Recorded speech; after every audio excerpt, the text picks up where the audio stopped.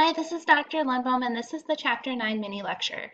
In Chapter 9, we're looking at strategy evaluation and governance. Here are the learning objectives. If you'd like to read through them, you may pause it here and read them. So where we are is we are really looking at the last step of strategic management. And so that's what we're going to be covering. We've done the vision and mission. We've looked at analyzing strategies, choosing them, implementing them, and now we're evaluating. So evaluation is extremely important because it allows us to look at what is the underlying basis of our firm's strategy. It allows us to look and see what our expected results were compared to what actual results we achieved, and then we can take corrective action if we aren't getting the results that we wanted. So some of the evaluation activities that occur, one of the most important is that corrective action, and it's almost always needed, except for when both our external and internal factors haven't really changed. So those are those factors that we looked at in the SWOT analysis, or if we're progressing satisfactorily toward achieving our stated objectives. So we are happy with how we have been doing, then there's really not a need for corrective action. So when we look at reviewing the basis of our strategy, we look at the following questions. So some of the questions we want to ask ourselves is, how have competitors reacted to our strategies? How have our competitors' strategies changed? How are their strengths and weaknesses changed? Why is our competition taking different strategic actions? Why are competitors' strategies more successful than ours? How satisfied are our competitors with their market position and profitability? That's going to have an impact on their strategies. How far can our major competitors be pushed before they retaliate or take action against us? And how can we more effectively cooperate with our competitors? We so often don't think that. We're like, oh, you're our competitor, and you're not good. But we see that sometimes we can actually work with our competitors, and we can join forces together to actually create a new competitive advantage that's mutually beneficial. So I really like number 8 especially. All right, so when we're looking at measuring our performance, we can look at different quantitative criteria. So these are things that are measurable.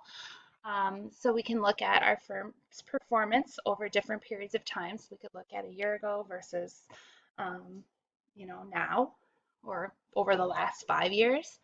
We can compare our performance to our competitors. This is where those financial ratios or those ratios that we talked about come into play. And again, we can look at our performance compared to industry averages. Again, those ratios. So here are some corrective actions that can be taken. I think that they're all pretty explanatory, but we'll look at them. We can look at our organizational structure. Sometimes that has to be changed. Sometimes it's actually replacing individuals who just don't fit within the mission or vision of the organization. Sometimes if a division is not performing well, we'll actually get rid of it, sell it through a divestiture. Sometimes we have to alter our mission or vision, change our objectives, change our strategies, create new policies to achieve our strategies, have different ways to incentivize our employees so that they help us to achieve our vision and mission. Sometimes we have to raise capital or raise money, and that can be done either through debt financing, which is a loan, issuing stock, or a combination of the two, which is pretty popular. We can add or eliminate different positions, change how we're allocating resources. This could be time, money, people. Sometimes we say, we can't do this efficiently, so we're going to outsource this function of our business because somebody else can do it better. One way to evaluate strategy is to use the balanced scorecard. It can look a lot of different ways.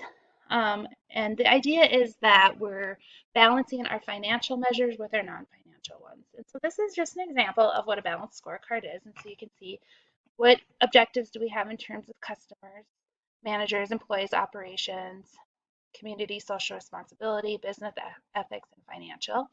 And then we look at what is our measure or our targets. This is going to be quantified.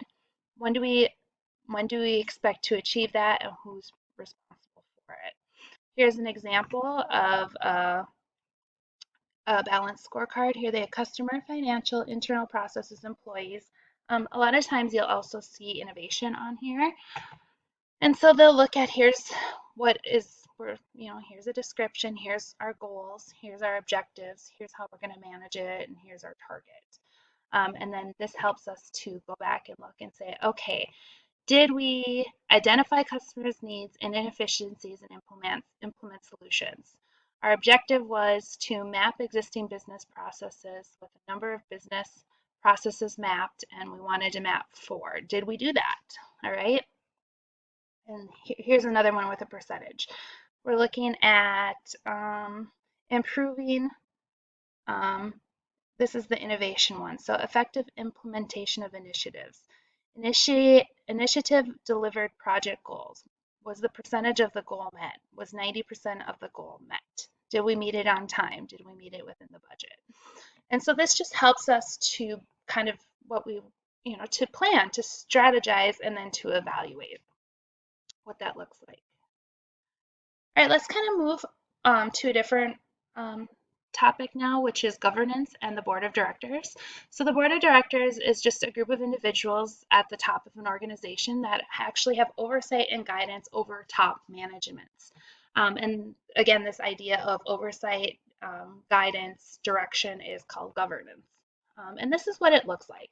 So a lot of times at the top of an organization, we see the CEO, and then we have what we like to call the C-suite here.